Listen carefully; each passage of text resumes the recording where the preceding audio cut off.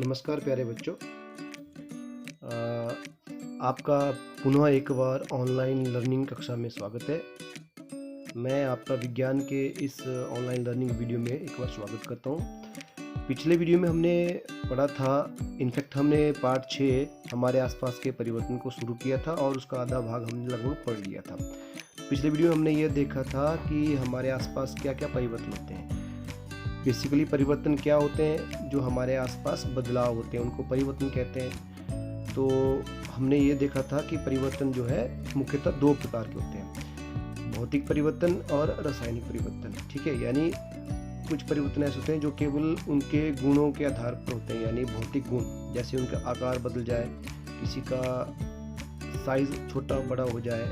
ठीक है, तो ये क्या होते हैं, ये होते हैं भौतिक परिवर्तन। तो दूसरे थे रासायनिक परिवर्तन, यानी जब कोई पदार्थ नया बनता है, किसी एक प्रकार के पदार्थ को आप कुछ जलाते हो या कुछ इसमें अभिक्रिया करते हो या उसको कुछ और करते हो, जिसके कारण उससे नया पदार्थ का निर्माण होता है, तो उस प्रकार के पदार्थ को कहा जाता था रासायनिक परिवर्तन। तो हमने यह देखा था कि कुछ परिवर्तन उत्क्रमित होते हैं, कुछ अनुत्क्रमित होते हैं। अब उत्क्रमित परिवर्तन क्या होते हैं, मैंने आपको बताया था।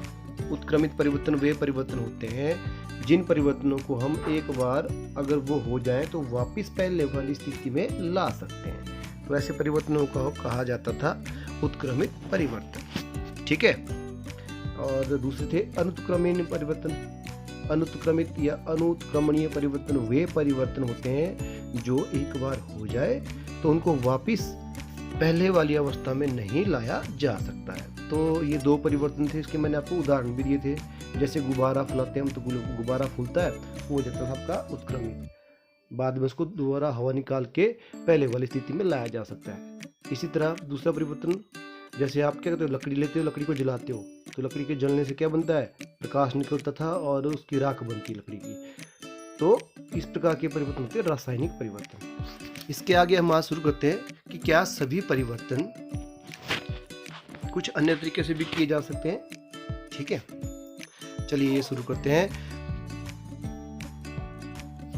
अब आप देखिए चित्र 6.6 में ये क्या है, कुछ हमारे औजार हैं, जो घरेलू औजार होते हैं, जो हम घरों में अपने दैनिक कार्यों करने के लिए इस्तेमाल करते हैं। ठीक है, ये क्या है, फावड़ा है, ये आपका क्या बोलते हैं इसको, आप खुरपा बोलते हो, ये आपकी कुदाली है। इस तरह से औजार है आपके।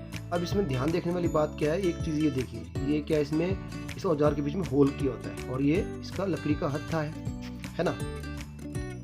अब इन औजारों को आपको पता है कि इनका उपयोग कहाँ कहाँ होता है, ये आपको पता है अपने दैनिक कार्य में, जैसे घास निकालने के लिए, मिट्टी को उड़ेलने के लिए और खुदाई करने के लिए इन औजारों का उपयोग किया जाता है। तो इनमें भी परिवर्तन होते हैं। अब ये जो मैंने आपको बताया, ये जो लकड़ी के हत्थे हैं, इन छेदों में जब डालते हैं तो कैसे परिवर्तन होता है, ये देखते हैं हम।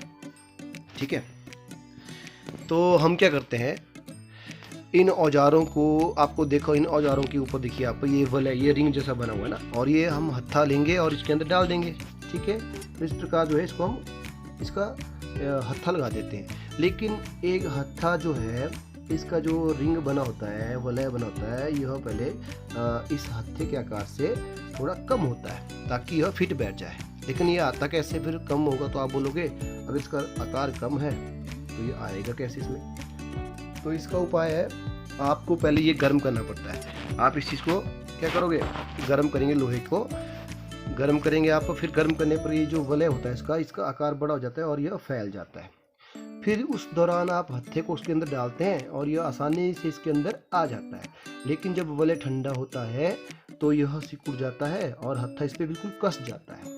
तो इस प्रकार जो है ये औजार इसमें फिट हो जाते हैं, हत्थे इसमें फिट हो जाते हैं। ठीक है, इसी तरह आपका दूसरा उदाहरण देता हूँ मैं आपको, जो आपके जो बैलगाड़ी होती है उसके पहिए।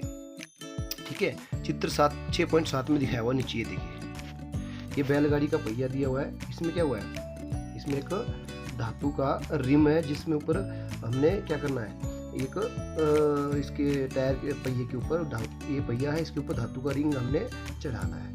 तो आप देख रहे होंगे ये धातु का जो रिम है, इसका आकार जो है, जो बैलगाड़ी का पहिया है उसके आकार से थोड़ा हल्का सा कम बनाया जाता है। क्यों, ताकि ये फिट बैठ जाए।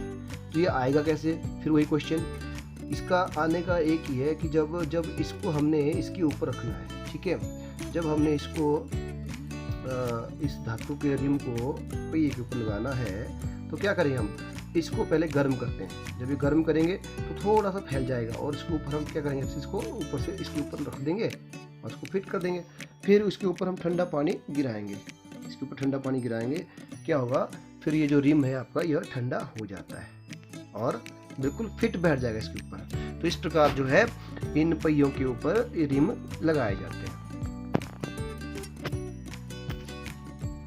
इसके अलावा एक और उदाहरण देखिए अपनी दैनिक क्रिया का, जो हम मोमबत्ती जलाते हैं, ठीक है। ये मोमबत्ती लीजिए, ये देखिए, ध्यान दीजिए, 6.9 में चित्र में देखिए एक मोमबत्ती हमने जलाई है। चलिए इससे पहले तो आप ऊपर वाले इसको देखिए, आप 6.8 में हमने एक मोमबत्ती जलाई, ठीक है।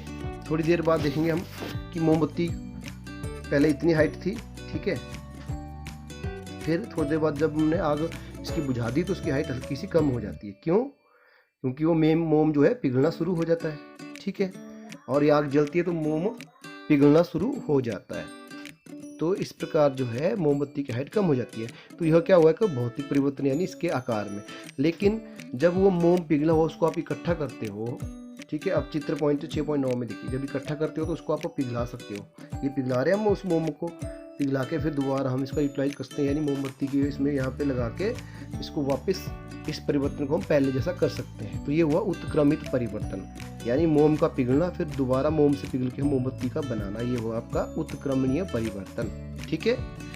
तो कुछ परिवर्तन होते हैं ऐसे जो हमें वापस किए जा सकते हैं, यानी पहले वाली स्थिति में लाया जा सकते हैं। लेकिन कुछ परिवर्तन ऐसे होते हैं जो पहले वाली स्थिति में नहीं लाए जा सकते, ठीक है। अब जैसे मान लीजिए आप एक धूप बत्ती होती है, अगरबत्ती होती है, आप घर में धूप करते हो, सुबह करते हैं, एक धूप बत्ती को जलाएंगे तो क्या होगा, उसका धीरे धीरे आकार कम होता जाएगा और वो धुएं का जो धुआं निकलता है उससे उसका जो है वो जलेगी और आकार धीरे धीरे कम होगा और वो धुआं निकालेगी और साथ में क्या बनाती है, एक हल्की सी राख बनाती है। तो इस अगरबत्ती जब जलाते हैं तो इससे नया पदार्थ यानी धुआं और राख बनती है। तो ये परिवर्तन हुआ रासायनिक परिवर्तन, और ये ऐसे परिवर्तन होते हैं कि इनको आप वापस नहीं कर सकते। क्या जो आप धूप जलाते हो उसका जो राख निकलती है उसको मिला के दोबारा धूप बना जा सकता है? नहीं।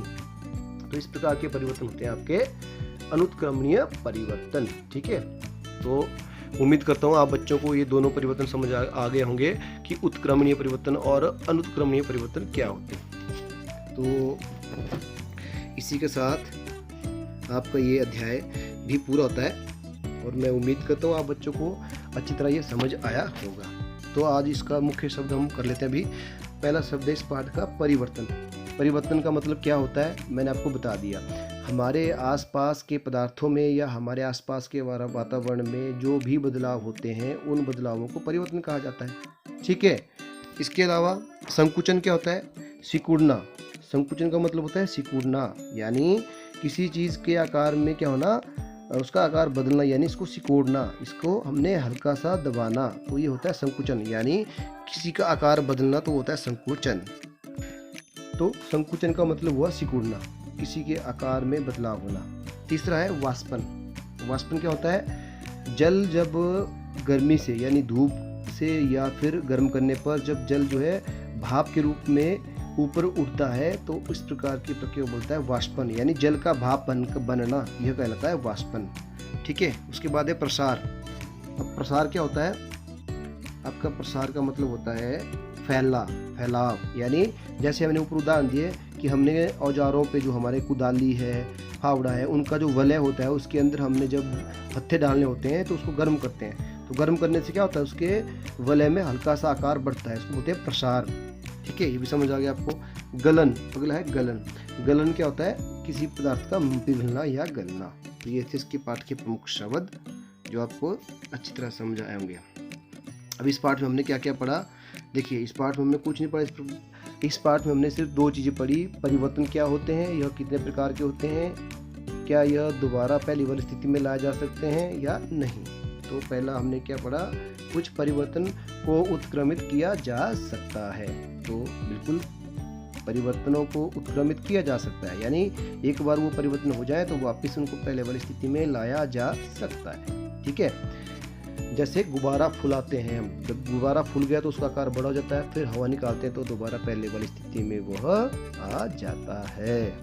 दूसरा, पदार्थों को गर्म करने या किसी अन्य पदार्थ के साथ मिलाने से उसमें परिवर्तन लाए जा सकते हैं। तो ये भी हमें पता है, जब हम पदार्थों को गर्म करते हैं, जैसे मान लीजिए बर्फ़ को हमने गर्म किया तो पिघल के क्या बन गया, पानी, ठीक है। फिर पानी को गर्म करेंगे तो बन गया भाप, तो ये हो गए और पदार्थ। या जैसे हमने किसी पदार्थ को अन्य पदार्थ के साथ मिला लिया, जैसे क्या करते हैं आप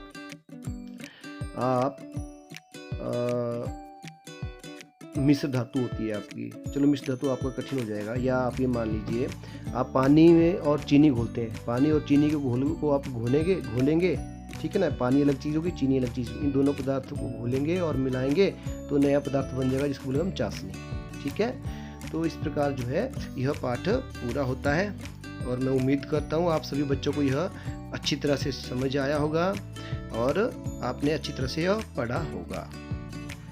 चलिए बेटो, अभी इस वीडियो को हम आज यहीं ख़त्म करते हैं। अगले वीडियो में मिलते हैं। तो उस वीडियो में हमने इस पाठ के अभ्यास के प्रश्न करने हैं। इस अभ्यास के प्रश्न है 7, तो हम अगले वीडियो में इन 7 प्रश्नों को करते हैं, ठीक है।